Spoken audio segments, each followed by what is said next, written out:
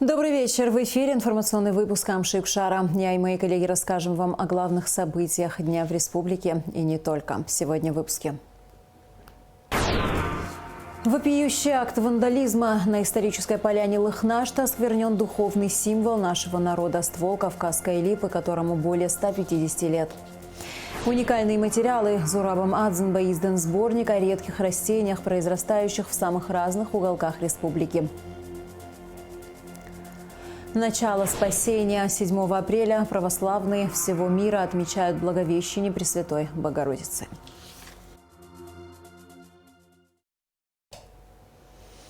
Ужасающий акт вандализма произошел в священном для каждого абхаза месте. На исторической поляне Лыхнашта неизвестные порезали ствол Кавказской липы, растущий здесь более 150 лет и являющийся духовным символом нашего народа. С утра на Лыхнашта собрались люди, все, кто услышал о злодеянии, пришли к святому месту. Приехали и экологи. Кто сотворил такое и возможно ли спасти священное дерево? Репортаж Зины Ханагуа. Вот кто-то вчера ночью распилил вековое дерево полностью вокруг. Это видео молниеносно распространилось среди пользователей социальных сетей. На кадрах отчетливо видны порезы от бензопилы на стволе Кавказской липы, растущей на поляне в селе Лыхна. Случившееся вызвало гнев, негодование и возмущение жителей республики. С самого утра на исторической поляне Лыхнашта собирались люди. Они были крайне обеспокоены произошедшим. Это липа – священный символ Абхазии, а поляна Лыхнашта – место, где принимались важные решения в истории абхазского народа. Первыми порезы на липе обнаружили местные конники, которые проводили на территории тренировку. Вчера в районе 4 часов я с Сухуми ехал сюда домой. И позвонили мне ребята, конники. Ребята занимаются, у нас спортивная школа есть. Они заметили, что дерево по кругу порезано. Ну, естественно, приехал сразу, посмотрел ситуацию. Действительно, дерево, 90% дерева порезано, просто стоит.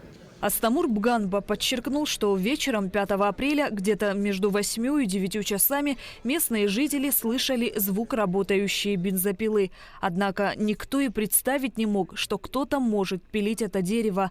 Именно в этот отрезок времени на территории отсутствовал и охранник. В этот день с утра у нас тоже рабочие работали, тоже косили, пилили. Они подумали, что они 5 часов ушли. Ну, пилят, подумали, что рабочие, там освещение есть, подумали, что пилят. И никто внимание такое не решился сюда прийти посмотреть. Я думаю, все, они вычислили. Сторож, когда ушел, сторож к 7 часам где-то ворота закрыл и домой пошел там. Диаметр липы составляет более 5 метров. Длина окружности ствола 6,3 метра. Экологи и лесничие рассмотрели возможность спасения поврежденной Кавказской липы. Глубина повреждений дерева от 15 до 20 сантиметров. Местные жители стянули ствол железными скобами в местах распила. Только как гражданин, выходец из села Лыхна, я как гражданин Абхазии, для меня это было, когда я узнал катастрофу. Вот сейчас я с вами разговариваю, у меня слезы наворачиваются. Это историческая территория, место историческое. И дерево это историческое значение имеет. Здесь исторически судьбы Абхазии, народа Абхазии, когда собирался, под этим деревом решали.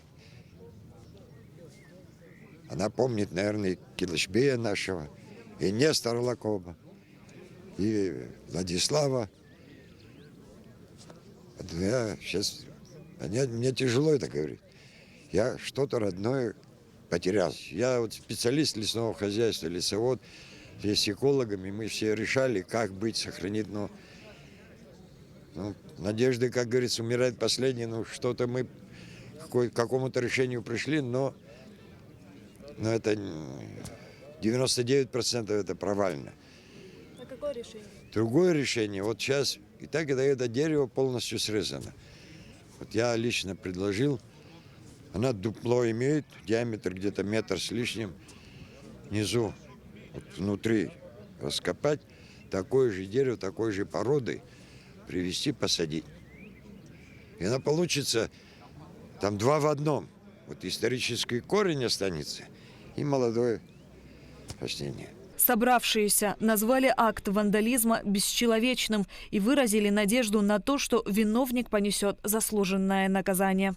Ари апшорыз тохым, апшорая граплоз, апшорай тахандыз, апшодарыну тохо, ейчо гуландызха.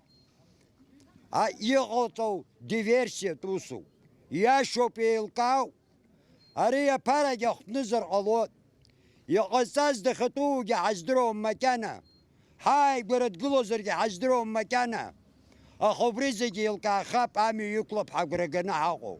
С самого утра на месте происшествия работали и сотрудники СГБ, МВД и прокуратуры. Ну, в данное время есть оперативный материал. Значит, опрошены все жители, близлежащие Лыхнашта. Значит, совместно с МВД, СГБ и прокуратурой проводится работа.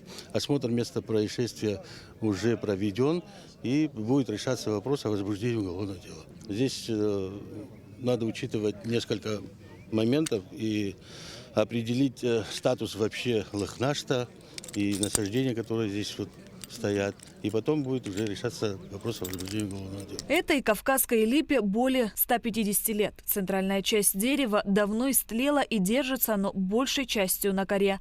Несмотря на это, липа обладает большой жизненной силой. Директор Института экологии Роман Дбар отметил, что есть небольшие шансы сохранить ее. Прорезал, значит, основную проводящие сосуды, которые питают дерево. То есть это вообще по своему воздействию фатальное воздействие на дерево. Но можно попробовать сохранить его.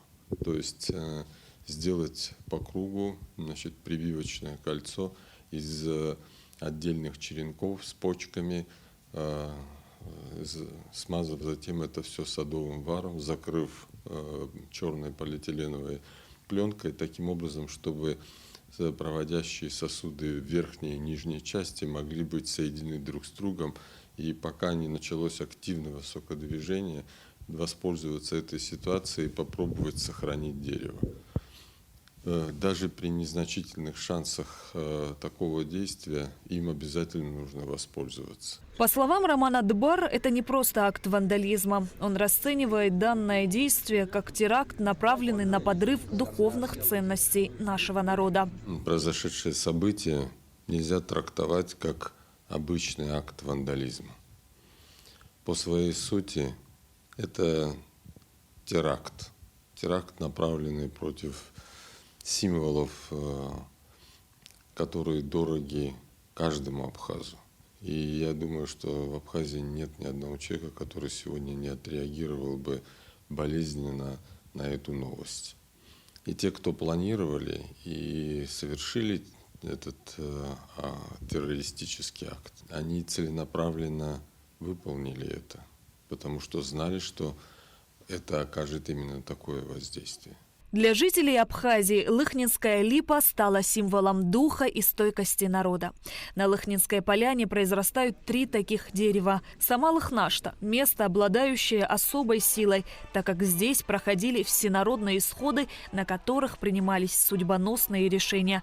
Одно из таких событий – знаменитое Лыхнинское восстание 1866 года. Почти через полвека – собрание представителей абхазского народа после начала Первой мировой войны.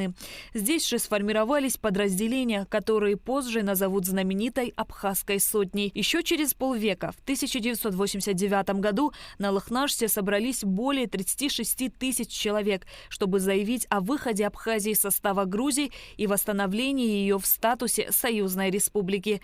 На следующем историческом этапе, в октябре 1992 года, именно здесь было объявлено об образовании Всемирного Абхазо-Базинского конгресса, деятельность которого сыграла большую роль в годы Отечественной войны народа Абхазии. Шазина Ханагуа, Амра Зарандия, Адам Ирджения, Нарсоу Цулугия, Абхазское телевидение. Президент Абхазии Аслам Жани осудил произошедшее на Лыхнашта. Он назвал попытку спилить древнюю липу безнравственным актом вандализма на святом для каждого абхаза месте. 7 апреля Аслам Жани, премьер-министр Александр Анкваба и спикер парламента Лаша Ашуба выехали на историческую поляну. Президент поручил правоохранительным органам предпринять все необходимые меры по установлению лиц, причастных к данному преступлению. Повреждения вообще-то максимальные. То есть, если бы еще дерево было бы живое, полноценное, но у него внутри оно полностью пустое. Там огромное дупло, то есть его сердцевина как таковая отсутствует. Поэтому все дерево держится только на внешней коре, которая остается живой. А она подрублена, подрезана по кругу, и практически нет нигде мостиков, которые позволяли бы соку двигаться вверх-вниз. Поэтому шансы минимальные, но теоретически они присутствуют. Что можно было бы сделать?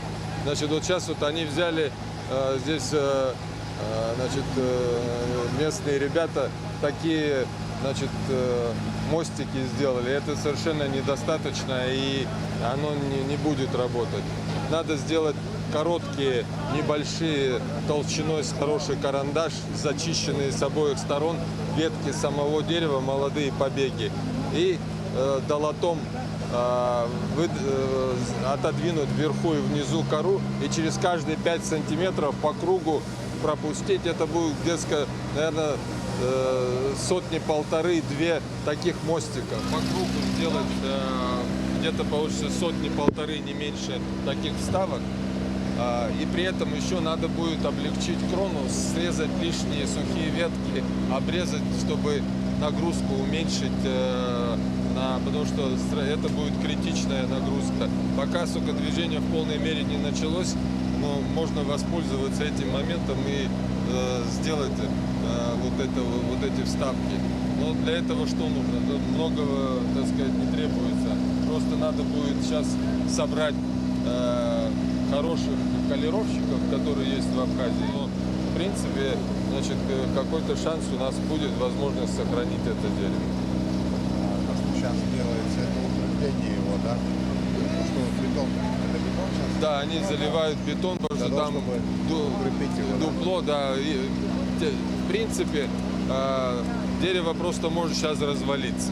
Да.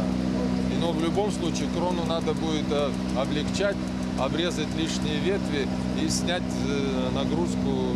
Во-первых, и сокодвижение в таком объеме не потребуется, если крона будет облегчена. По кроне с кем поработать? Сергей Михайлович? Сергей Михайлович, Виталий Лейба, Лёсик Янкович, у него есть колеровщики, которые Я обладают... разговаривал сегодня, подсказали с утра еще. То есть ваше мнение совпадает? Ваше. Это, с моей точки зрения, теракт. Потому что это не просто вандализм, когда какие-то хулиганы пришли и там какое-то, так сказать, действие произвели. Оно имеет под собой совершенно четкую... Мало того, я думаю, что не без консультации с этнографами, с людьми, которыми знают, что такое значит подобного рода вещи для любого народа. Несомненно.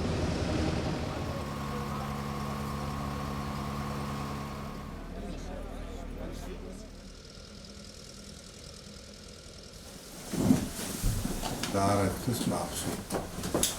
Я вижу теракт, я вижу провокация. Один меч, хабар сюда проехал, она полицарому, а плюс кайвер.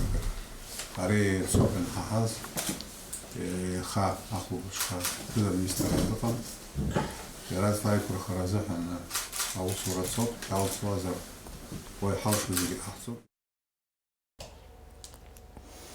Депутаты Народного собрания расценивают акт вандализма, совершенный по отношению к священному дереву, как осквернение чувств народа Абхазии, неуважение к обществу, психологическое воздействие на принятие судьбоносных вопросов.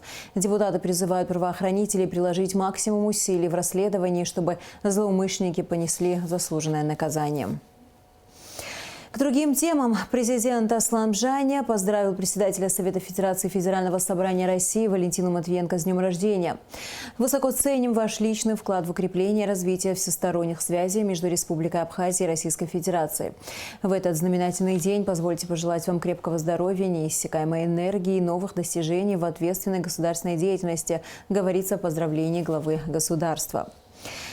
Валентину Матвиенко с днем рождения поздравил спикер парламента Лаша Ашуба. Высоко оценив знания, богатый опыт работы и личный вклад в развитие сотрудничества Абхазии и России, Лаша Ашуба пожелал Валентине Матвиенко крепкого здоровья и много радостных событий. За заслуги в области журналистики и многолетнюю плодотворную работу собственному корреспонденту ИТАР-ТАСС по Республике Абхазия Анжеле Кучубере присвоено почетное звание «Заслуженный журналист Республики Абхазия». Соответствующий указ подписал президент Аслан Бжаня. Министр иностранных дел Абхазии Минал Арзанба встретился с послом Сирийской Арабской Республики в Российской Федерации Башаром Джаафари. Стороны обсудили актуальные аспекты абхазо-сирийского межгосударственного взаимодействия в политической, торгово-экономической, гуманитарной сферах. Особое внимание было уделено развитию отношений между Абхазией и странами Ближнего Востока при содействии Сирийской Арабской Республики. Минал Арзанба пригласил господина Джаафари посетить Республику Абхазия. Прокуратура Гагарского района возбудила уголовное дело по факту убийства Раджаба Анкваб, произошедшего 5 апреля в селе Багрыбста Гагарского района. В настоящее время проводятся необходимые оперативно-следственные мероприятия по установлению лица, совершившего преступление. Незаконное приобретение, хранение, перевозка наркотических средств в особо крупном размере, а также незаконное приобретение, хранение и ношение огнестрельного оружия вменяется жителю города Гагра. Подробности в материале пресс-службы МВД. Незаконные приобретения, хранение, перевозка наркотических средств в особо крупном размере, а также незаконное приобретение, хранение и ношение огнестрельного оружия вменяются жителю города Гагра Гамисоне Стамуру Нурьевичу 2000 года рождения. В ходе личного досмотра вышеназванного гражданина обнаружен и изъят полиэтиленовый сверток, обвернутый синей изолентой с белым кристаллообразным веществом внутри, а именно наркотическим средством метадон свыше 4,5 грамм, что установлено экспертами экспертно-криминалистического центра МВД Республики Абхазия. Также при личном досмотре был изъят пистолет системы Макарова с 7 патронами к нему калибра 9 мм. Вышеуказанный пистолет является переделанным из охолощенного в боевой, технически исправен и пригоден для производства выстрелов, а патроны являются боевыми. Оперативные мероприятия провели сотрудники управления уголовного розыска МВД совместно с уголовным розыском Гудаутского РОВД на посту ГАИ Бамбора.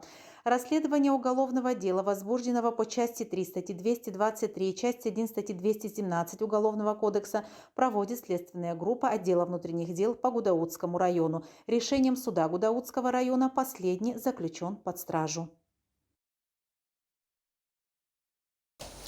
Уникальные материалы о редких растениях, произрастающих в Абхазии, собраны в новом труде заслуженного деятеля науки, члена-корреспондента Международной академии наук по экологии, безопасности и природы Зураба Адзанба. Книга посвящена кальцифильным эндемам флоры колхиды. Издание представлено на соискании государственной премии имени Георгия Дзидзария. Вся научная деятельность Зураба Адзанба посвящена изучению растительного мира Абхазии и сбору информации о флоре нашей страны. В результате кропотливого труда Зурабом Иосифовичем собраны уникальные материалы и изданы сборники о редких растениях, произрастающих в самых разных уголках республики. Новый труд посвящен кальцифильным эндемам флоры колхиды. Книга посвящена видам, произрастающим на известняках. Известняковые породы характерны для северной колхиды. И вот есть растения, которые растут только на известняках. Вот они называются кальцифилами, то есть любители кальция. 125 видов, которые произрастают на территории колхиды северной, видов, эндемичных для этой территории. И больше в мире они нигде не встречаются. В книге есть географические координаты, карты, на которых обозначено произрастание того или иного вида растения. Все наименования пронумерованы и расположены в алфавитном порядке. Уникальные снимки в издании ученый делал сам. Я сам многие виды собирал, вручную ходил по известняковым горам. И не только по известняковым, конечно. И, кроме того, я брал материал, который хранится в нашем гербарии. В гербарии хранится каждый вид, где обозначено место его находки, расположение, кто собрал и когда собрал. Вот такая информация на каждом гербарном листе есть. Наш гербарий считается одним из ценнейших в мире. Это известный гербарий колхидской флоры. Книга «Кальцифильные эндемы флоры Колхиды» решением ученого совета представлена на соискание государственной премии имени выдающегося ученого академика Георгия Дзизария. Зураб Иосифович обошел, нету местности в Абхазии, я имею в виду горной части, где его нога не проходила. То есть он выполнил сложнейшую научную работу. И кроме него это навряд ли сегодня кто-то мог бы это выполнить. И дал местонахождение 125 редчайшим кальцифильным растениям. Уникальность это заключается в том, что из них 83 только встречаются в пределах Абхазии, нигде больше в мире не встречаются. Несмотря на то, что указаны координаты произрастания редких растений, эти места должны быть закрыты для посещения, считают ученые, ведь флору необходимо сохранить. Есть места в Абхазии уникальные, которые должны быть закрыты для посещения туристов. И я поддерживаю автора, он указал нахождение этих мест, но я считаю, это в основном для посещения студентов, научных сотрудников, но не широкого посещения, ибо эти растения больше нигде в мире не встречаются. 83 эндема, кроме Абхазии, нигде их не встретишь. Зураб Адзенба – заслуженный деятель науки, член-корреспондент Международной академии наук по экологии, безопасности и природы. Зураб Иосифович является последним учеником крупнейшего исследователя флоры Абхазии Альфреда Колоковского. Феномен кальцифильного эндемизма, который прорабатывал Зураб Иосифович Адзенба в процессе своей жизни, изначально это предложил Николай Михайлович Альбов, который является первопроходцем флоры Абхазии. Он в течение 5 лет, проводя исследования, в летнее время исследования в горах Абхазии, он уяснил и увидел эту закономерность распространения на известняках определенных групп растений. И это он озвучил и описал в монографии. Но Зураб Иосифович ее подкрепил количественными данными и блестяще доказал. Книга «Кальцифильные эндемы Колхиды» фактически является продолжением другого труда Зураба Адзенба «Эндемы флоры Абхазии», в которой также собрана уникальная информация о флоре нашей страны. Гугу Савардания, Лилиан Маршан, Абхазское телевидение.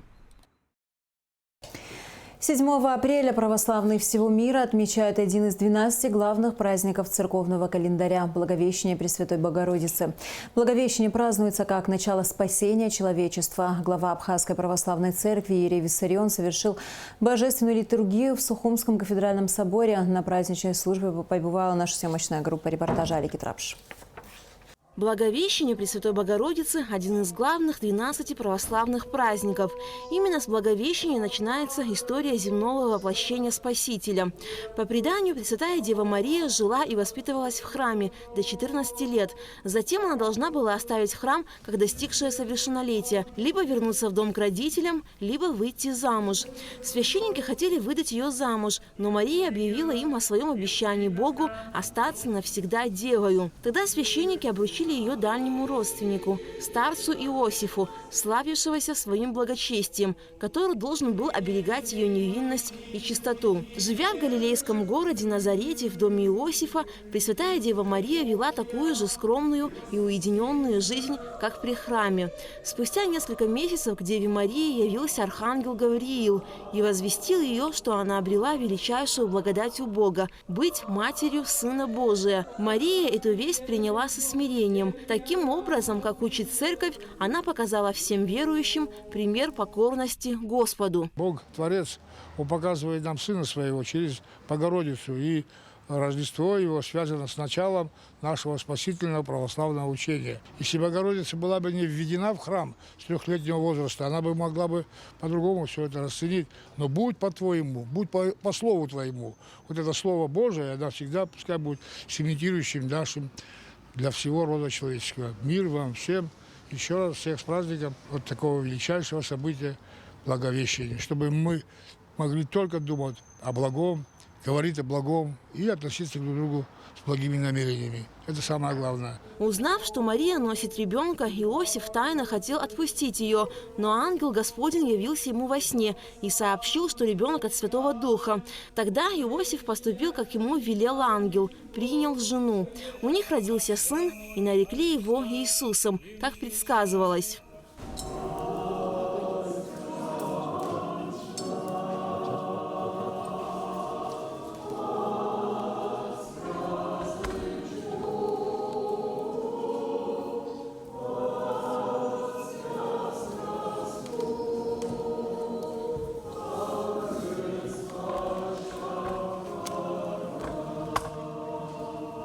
В Сухумский кафедральный собор Благовещения Пресвятой Богородицы на богослужение пришло немало людей. Верующие отмечали важность праздника Благовещения. Всех православных христиан поздравляю с этим таким светлым Благовещением, с праздником. Всех вас поздравляю. Желаю мира, любви, счастья. Я второй раз уже у вас, а сама я из Москвы. Всех благ вам, дорогие абхазцы. Мы вас очень любим. И чтобы мы вот эту последнюю неделю провели очень серьезно, подумали о себе, и чтобы все у нас было замечательно. В день праздника Благовещения Пресвятой Богородицы верующим разрешается есть рыбу. И это первое послабление за Великий пост. Впереди еще один большой праздник – вход Господень в Иерусалим. А там остается всего неделя до главного христианского праздника – Светлого Христова Воскресения. Аля Катрапш, Михаил Братухин, Абхазское телевидение. В последнее время в соцсетях многие родители задают вопрос о переименовании общеобразовательных школ. Как разъяснила начальник управления образования администрации города Сухумстан-Татаркил, к названиям школ было добавлено слово «филиал». О переименовании школ речь не идет. В последнее время во всех каких-то соцсетях мы видим, что родители обеспокоены по поводу того, что в общеобразовательных школах прошла процедура переименования школ и так далее. На самом деле у нас по управлению образования распоряжением главы были сделаны большие работы по тому, как ликвидация управления образования, чтобы имела законную форму. Мы в течение 2 лет проводили действительно поэтапную работу для того, чтобы выровнять ситуацию, чтобы в рамках закона уже работали наши общеобразовательные школы. Об этом были уведомлены не только по управлению образованием. Я возглавляла ликвидационную комиссию, был начальник управления, исполняла обязанности Аршпа Марина Колодьевна.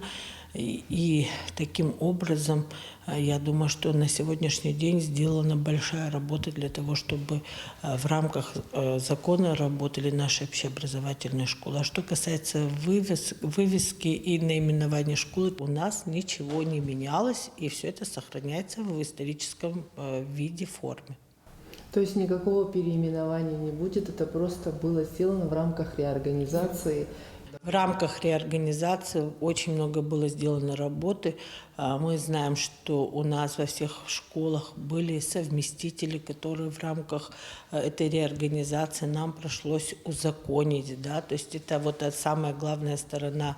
Кадровые вопросы были узаконены, потому что у нас были очень много в школах мертвых душ, которые не работали в наших общеобразовательных школах, также и в дошкольных учреждениях. На сегодняшний день я считаю, что мы провели большую работу благодаря администрации города. То есть вот это все было выявлено в рамках реорганизации, были большие нарушения в сфере образования.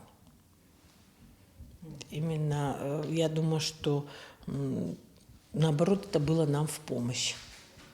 Ну вот а с чего вот это началось, что переименовали? Вот с чего все это, вот весь шум? Переименование, потому что к этим школам были присвоены слово «филиал». Почему-то наше общество стало возмущаться, как бы режет ухо слово «филиал». Но я думаю, что слово «филиал» для нас это не режет, потому что все наименования остаются, кроме, мы добавили слово вот «филиал» номер такой-то, такой-то. Филиал управления. Филиал управления.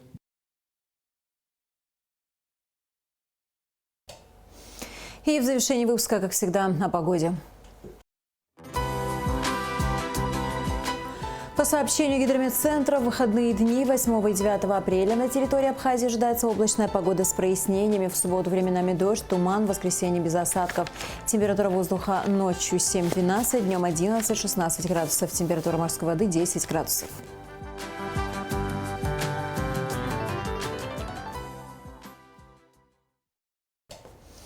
На этом наш выпуск завершен. До скорых встреч в эфире.